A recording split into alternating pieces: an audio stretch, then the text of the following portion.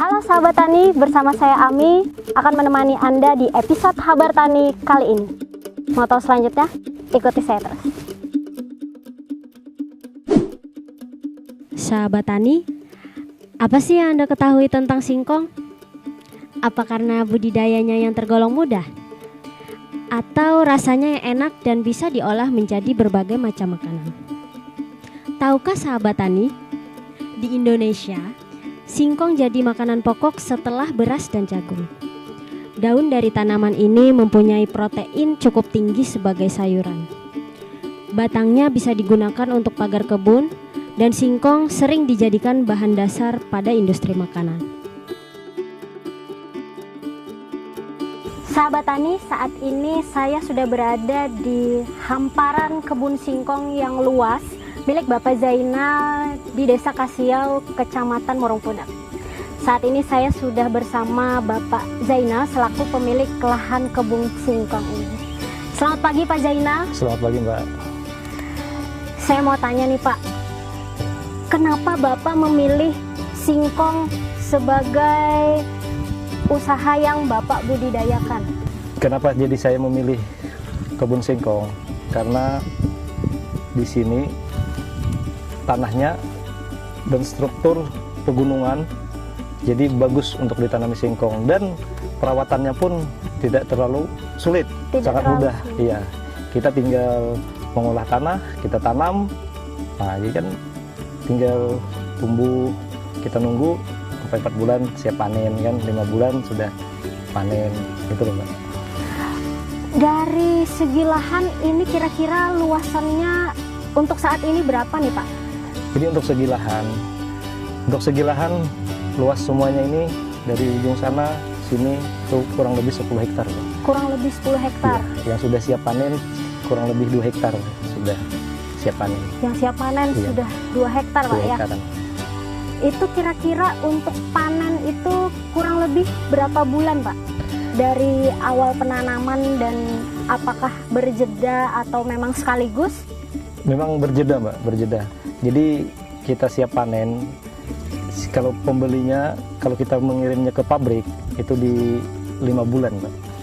Di 5 bulan kita ngirim ke pabrik, itu pabrik siap mengambil. Tapi kalau untuk industri rumahan itu di umur 4 bulan itu dipanen. 4 bulan itu sudah siap panen, itu diambil oleh industri rumahan untuk panennya. Oke, jadi hanya beda beberapa bulan ya Pak ya. Untuk lahan di sini itu milik pribadi atau disewakan atau bagaimana itu Pak? Jadi untuk lahan di sini memang milik pribadi. Ini dari milik peninggalan dari kakek kami Pak, dari kakek saya yang dulu kan.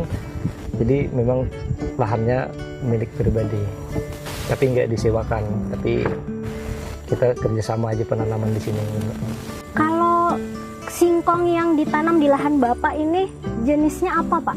Untuk singkong yang ditanam di lahan kami ada 2 jenis Pak. Yang pertama kristal, yang kedua gajah. Nah, jadi kristal itu sama gajah. Kalau kristal ada 2 jenis lagi Pak, kristal putih sama kristal merah. Nah, kalau kristal putih itu punya singkongnya agak lumayan enak Mbak, itu yang untuk industri rumahan. Tapi kalau kristal merah itu untuk pabrik, kita kirim ke pabrik. Pak Zainal, kira-kira dari kapan Bapak memulai usaha pembudidayaan tanaman singkong ini? Dari ya kurang lebihnya kita dari 7 bulan yang lalu.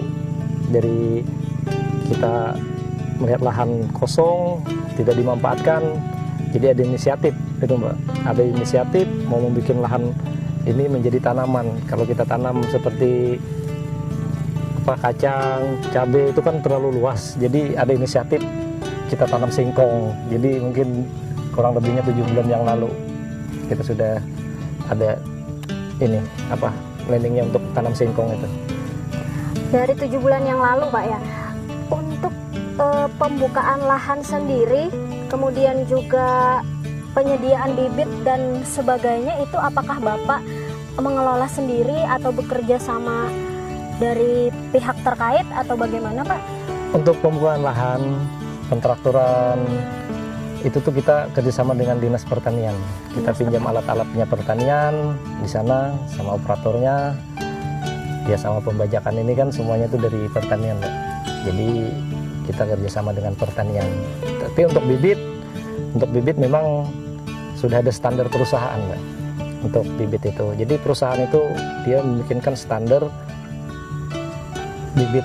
Misalnya kayak kristal putih atau kristal merah itu kristal merah itu memang udah standar di perusahaan. Jadi perusahaan menunjuk bibitnya ini. Kita nyari sendiri, Mbak, untuk bibit. Kemudian Pak, untuk pemanfaatan hasil singkong perkebunan Bapak ini itu kira-kira bagaimana, Pak?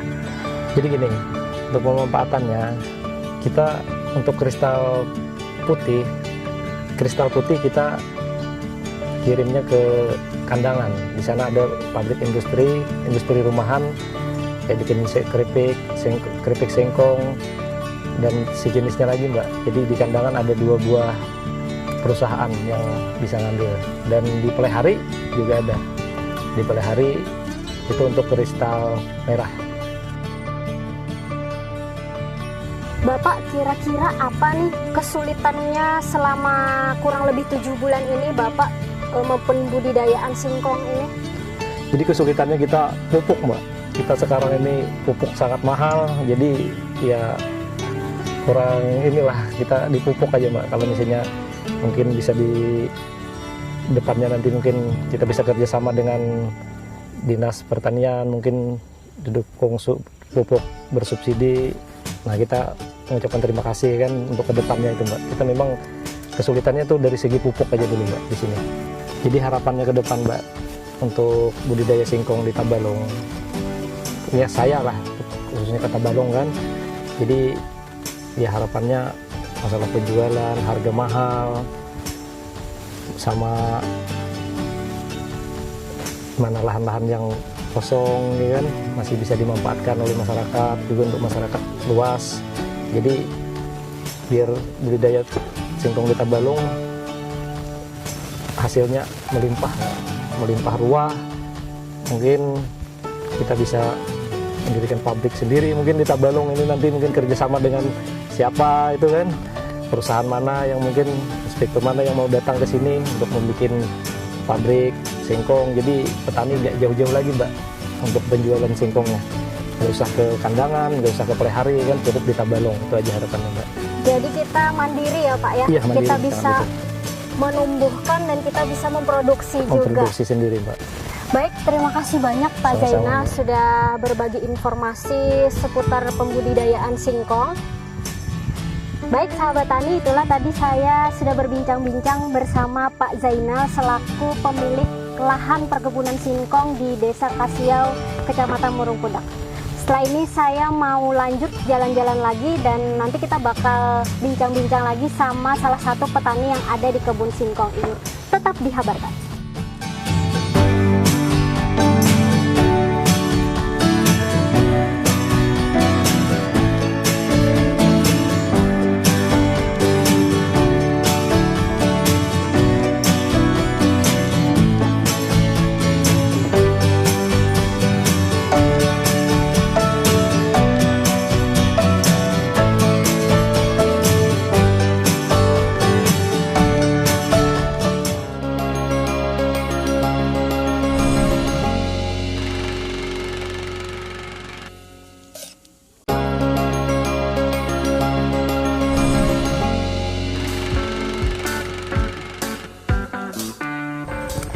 Sahabat Tani, kembali lagi di program Habar Tani.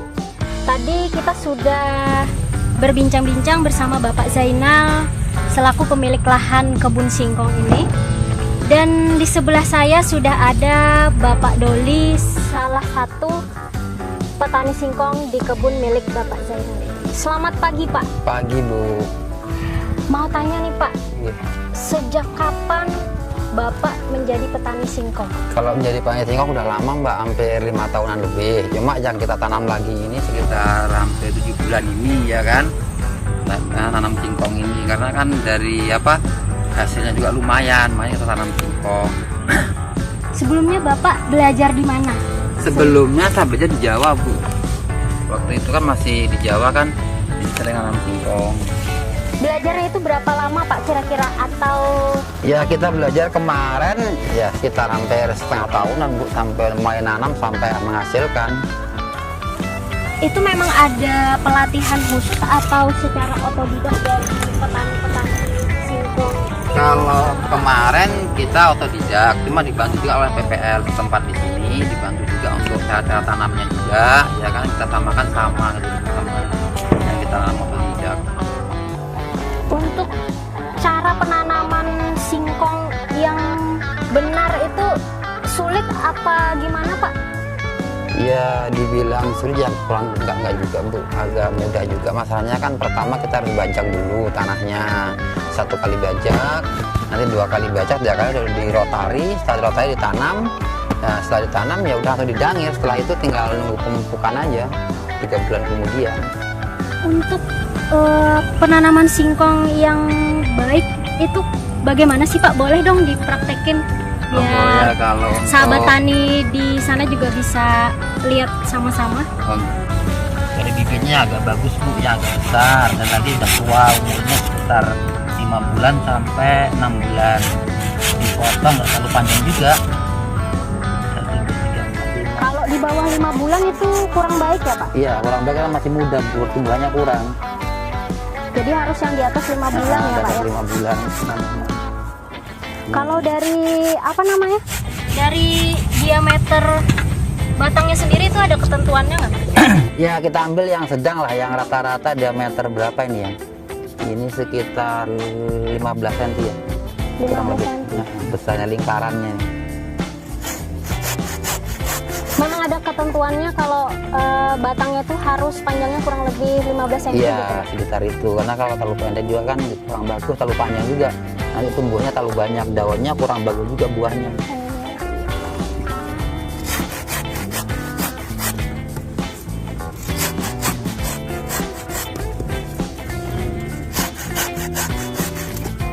Nah, untuk cara tanamnya jangan sampai terbalik, Bu. Seperti ini. Menentukan Nah, terbalik atau tidak itu Kan ada tumbuhannya di sini, ada Oh. matanya. Jadi nanti harus lurus. Kalau bengkok nanti kupang. jarak tanam dari satu batang ke batang yang lainnya itu ada ketentuan. Nah, kalau jarak tanamnya kalau untuk yang apa namanya jaraknya sini ini 1 meter, tapi kalau untuk yang jalurnya itu hanya 70 cm. 70 cm, ke sini 1 meter.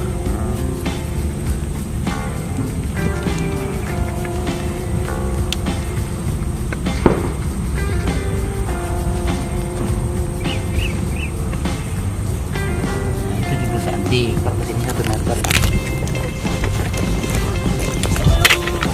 Penanaman batang ini tanahnya sudah dikasih pupuk atau gimana Pak? Atau Kalau untuk kita pertama kali tanam belum kasih pupuk, Bu. Nanti kalau udah umur 1 bulan baru kita pupuk. saya coba tanam satu. Monggo, nih, coba. Ini menentukan biar tidak terbalik ya. Ini benar ya Pak ya? Benar. Ya benar, matanya di atas. Ini jaraknya Monggo. 70 cm. Di sini berarti ya Pak? Iya. Ya? Tanamnya segini atau masih? Iya, sudah cukup segitu. Sekitar 5 cm lah masuknya. Oh, iya. Mau satu lagi. Boleh, boleh. Dari sana. Ini benar Pak ya? Iya. Takut kebalik Pak. Kalau ini nggak buah, Bu, dia. Iya.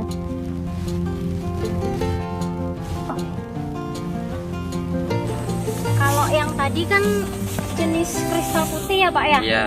Kalau yang kristal merah itu yang mana Pak? Nah, nih seperti ini, Bu. Kita kesini kita lihat dulu yang kristal merah. Oh, nah itu, Bu, kristal merah. Cara membedakannya gimana Pak? Pohonnya bedanya agak beda. Itu kan putih warna pohonnya. Ini warnanya merah. Dari dia agak pendek dia. Oh, Agak pendek, terus ini agak rapat daun. daunnya. Iya, itu agak jarang. Dan daunnya kan yang ini agak bulat, yang ini agak panjang sedikit. Daunnya ini beda. Kalau umurnya sih nggak beda jauh, sama. Berarti ini tinggi maksimal Pak ya? Iya, tinggi maksimal sekitar 1,5 meter sampai 2 meter. Kalau yang putih agak tinggi.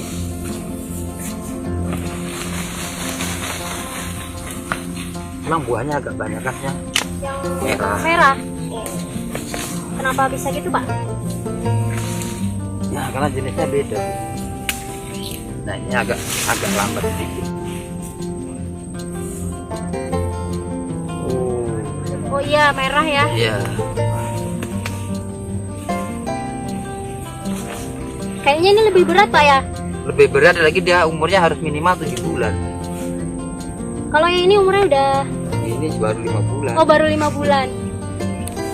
Tapi 5 bulan aja udah segini ya, Pak ya? Ini karena sampai 2 bulan lagi ya udah agak besar lagi, udah agak tua, patinya udah agak banyak. Iya.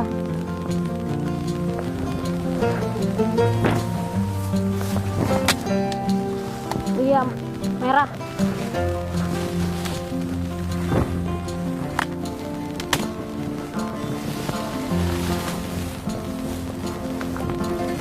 Kalau kristal merah untuk pengambilan batangnya juga sama, Pak? Sama. Untuk nggak ada pembibitan. bedanya, sama.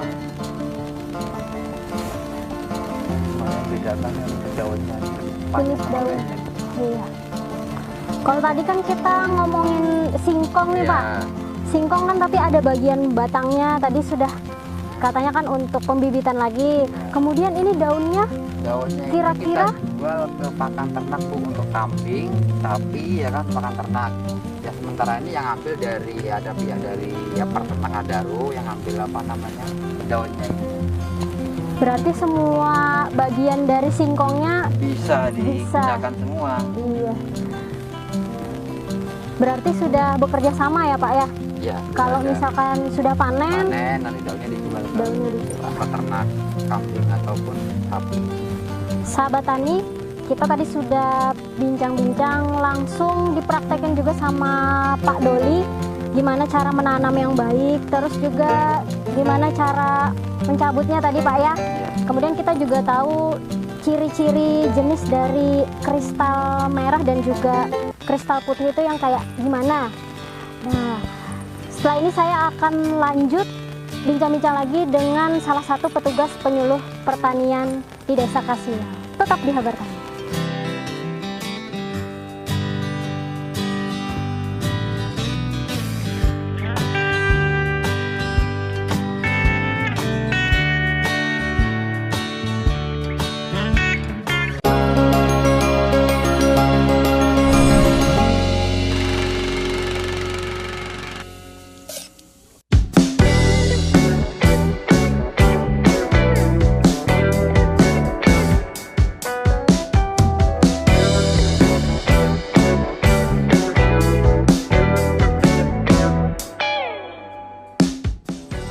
Halo sahabat tani, kembali lagi bersama saya Ami.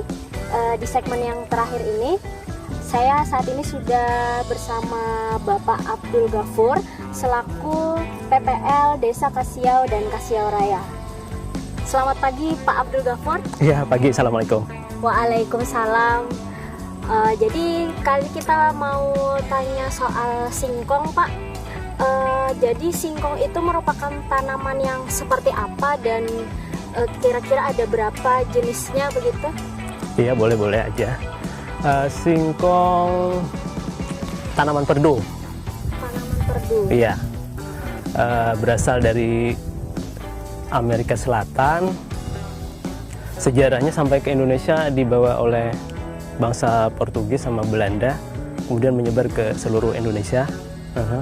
Negara penghasil utama ada Nigeria, Brazil, Indonesia yang ketiga. Tanaman singkong umurnya ada yang genjah, ada yang dalam. Umurnya antara 5 bulan bisa panen sampai ada yang 1 tahun. Oke, jadi Batangnya memanjang, ada yang 4 meter sampai 7 meter dengan diameter batang 2 sampai 4 cm. sampai 4 cm. Iya. Oke, itu dari singkong itu sendiri ada berapa jenis yang Iya, secara umum jenisnya ada yang genjah, ada yang dalam. Itu dibedakan berdasarkan umur. Yang genjah biasanya umur panennya 5 sampai 6 bulan sudah bisa panen. Yang dalam antara 8 sampai 12 bulan baru bisa panen. Oh, berarti kalau yang ganja itu umurnya sedikit lebih Iya. cepat untuk bisa panen gitu Iya, ya betul. Pak ya? Oke, jadi untuk jenis lahannya sendiri itu seperti apa Pak? Apa memang harus di dataran yang lebih tinggi ataukah di dataran rendah ataupun itu tidak berpengaruh terhadap pertumbuhan singkong itu sendiri? Singkong tanaman tropis, hampir di seluruh wilayah daerah tropis dia bisa tumbuh. Mulai dari tanah yang gersang pun dia bisa tumbuh, sampai tanah yang paling subur dia bisa tumbuh. Syaratnya pencahayaan cukup sepanjang hari, curah hujan antara 1.500 sampai 2.500 per tahun, dan lahannya tidak tergenang air. Lahan yang tidak tergenang air Iya, ya Pak ya? itu bisa Berarti ditanam. tidak berpengaruh dari segi dataran baik itu rendah ataupun Iya, tinggi. singkong termasuk tanaman yang mudah tumbuh. Mudah tumbuh. Iya, semua daerah di Indonesia relatif bisa ditanam singkong. Kan kita tahu di Indonesia ada 2 musim ya Pak ya, yang kita tahu kan ada musim kemarau dan juga musim hujan. Apakah 2 musim ini mempengaruhi pertumbuhan singkong ini sendiri? Iya, untuk masa tanam disarankan awal musim hujan. Disarankan awal musim hujan. Iya, karena di awal-awal tumbuh sangat membutuhkan air. Kondisi tanah harus dipertahankan lembab, sangat butuh air. Kalau kurang air, usahakan penyiraman dengan penggenangan air. Jangan disiram langsung, karena kalau disiram langsung akan merusak tekstur tanah. Tanah bisa terkikis, erosi. Usahakan dengan penggenangan kalau menyiram. Jadi kalau kemarau, kalau dekat dengan sumber air mungkin bisa tanam. Kalau jauh dari sumber air disarankan untuk tanam pada musim hujan. Oh, berarti lumayan berpengaruh begitu Pak ya. Jadi Iya. kalau misalkan di musim hujan itu bisa bisa tumbuh di mana saja asalkan air disiram dengan cara digenangkan begitu. Iya. Untuk perawatannya sendiri Pak, Perawatan kalau sudah tanam seperti gulma seperti ini harusnya rutin dilaksanakan, paling kurang 2 minggu sekali, atau menyesuaikan kondisi di lapangan. Jika gulma rerumputan mulai tumbuh, kita bisa menyesuaikan untuk melakukan pembersihan. Melakukan pembersihan sekaligus melakukan pendangiran dan pembumbunan. pembumbunan. Iya, Apa itu Pak pembumbunan Pak? menaikkan tanah di sekitar Oh, tanaman ke dekat tanaman, samping tanaman. Iya. jadi kalau misalkan gulma atau rerumpunan sudah tumbuh sesubur dan setinggi ini tuh dikatakan lumayan mengganggu ya Pak? Iya, mengganggu. Nutrisi tanah akan terbagi antara rerumputan dengan tanaman, juga menghalangi cahaya matahari sehingga akan berpengaruh ke tanaman singkongnya. Kemudian untuk pemupukan bisa dilakukan 3 kali pada umur 1 bulan, 3 bulan, dan 5 bulan. 1 bulan, 3 bulan, dan 5 5 bulan, bulan. Pak ya. Berarti di bulan-bulan ganjil Ya. untuk pemberian pupuk. Pupuk. Seperti yang tadi Bapak sampaikan, singkong itu kan terbagi dari 2 jenis, yaitu genjah dan juga dalam. Kira-kira Pak, apakah ada perbedaan perlakuan dari segi perawatan antara singkong yang genjah dengan singkong yang dalam itu? Iya. Relatif sama, ya. Mungkin hanya beda di umur pemupukan, 1 bulan, 4 bulan, sama 6 bulan. Itu untuk Untuk yang dalam. Untuk yang dalam. Ya, untuk yang ringan, yang genjah tadi 1, 3, 5. Oh, berarti kalau yang singkong dalam itu Iya. pemupukan di umur 1 bulan, 4 bulan, dan 6 Iya. bulan, sedangkan yang genjah itu di umur 1 bulan, 3 bulan, dan juga 5 bulan. Iya, untuk perawatan yang lain relatif sama. Perawatan yang lain relatif sama. Iya. Kemudian untuk jenis tanah, menurut Bapak, tanah di area perkebunan singkong yang ini kira-kira bagaimana Pak? Untuk kondisi lahan saat ini bisa dibilang setengah subur lah, ya. Setengah subur. Iya. Karena kemarin ini dibuka menggunakan alat berat, tanah bagian atas atau topsoilnya terangkut waktu pembersihan. Jadi tingkat kesuburannya agak terbuang dan agak hilang. Berarti bila bagian atas lapisan tanah atau kita sebut topsoil itu terangkat, itu akan mempengaruhi pertumbuhan singkong ini. Iya, pengaruh karena unsur haranya banyak terbuang. Unsur hara banyak terbuang.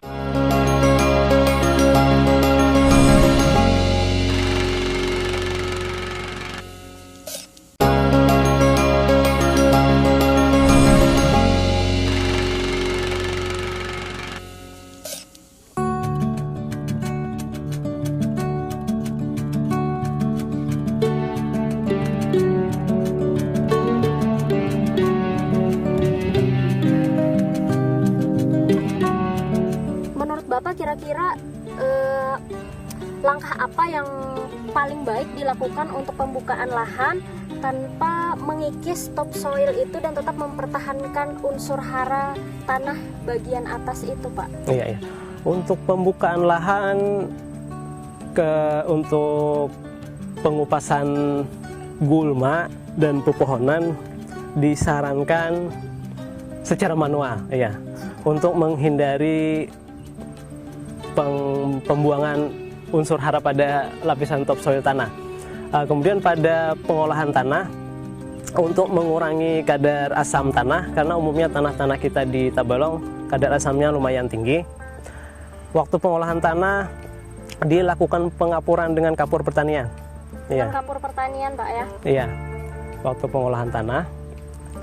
Kemudian seminggu kemudian diolah lagi, ditambahkan bahan organik, bisa pupuk kandang, bisa kompos atau bahan organik lainnya, diaduk lagi. Sebulan kemudian atau setelah ada hujan baru bisa ditanam singkong. Sebulan kemudian setelah pemupukan tadi, iya, itu baru ditanami ya, Pak, ya? Iya. Apakah ada perbedaan, Pak, dari hasil singkong itu dengan perlakuan awal menanam bibit singkong tersebut?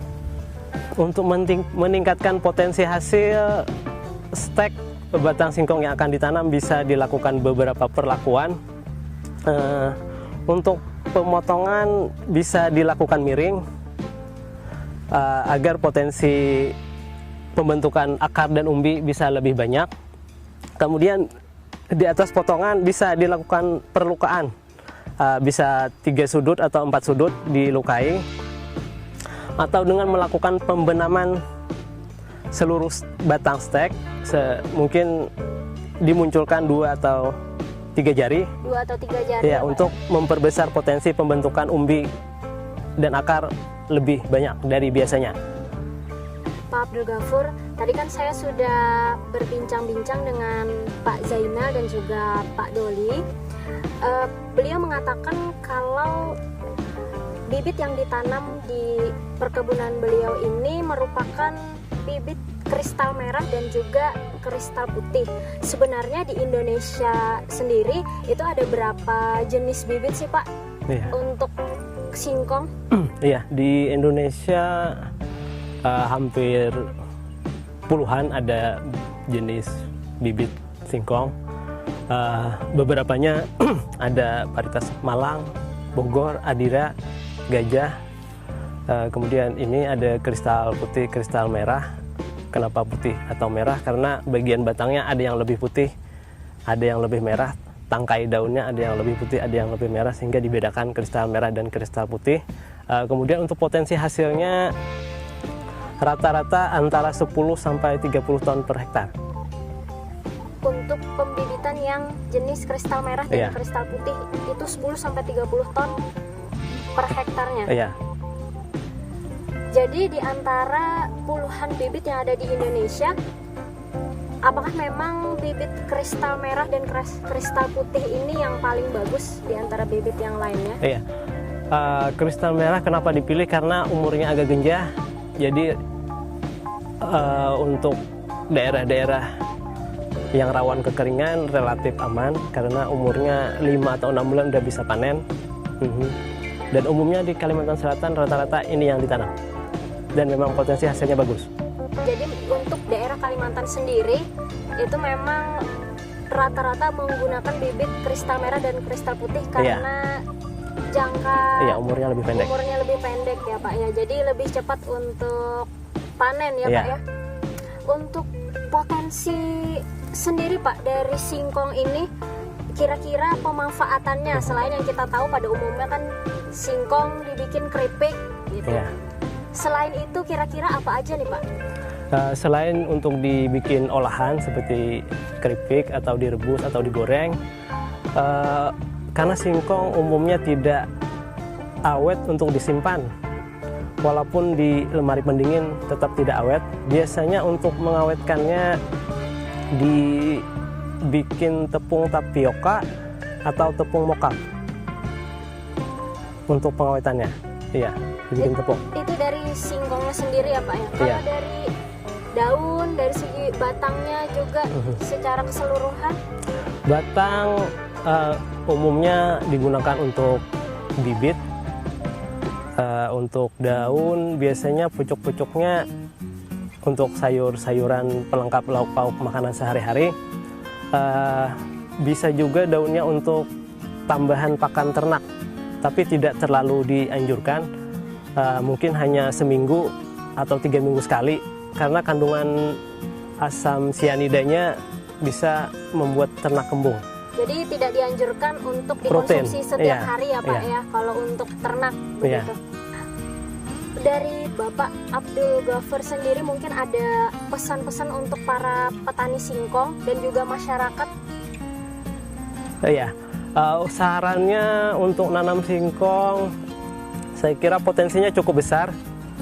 Pasar juga bisa merespon asal produksinya stabil dan tidak terlalu banyak. Untuk menanam singkong disarankan awal musim hujan, kemudian tanam tidak serempak karena untuk menghindari serapan pasar yang agak kurang. Sama sebelum tanam disarankan untuk cek pasar. Ya, serapan pasar singkong gimana? Kalau serapannya besar, baru untuk pembukaan lahan disarankan dibuka agak banyak. Baik, terima kasih Pak Abdul Ghafur sudah berbagi informasi seputar budidaya tanaman singkong. Semoga bisa bermanfaat bagi sahabat tani. Iya, sama-sama. Jika ada kekurangan, mohon saran atau kritiknya di lain waktu atau kita bicarakan lain waktu. Baik, tentu saja Pak. Terima kasih.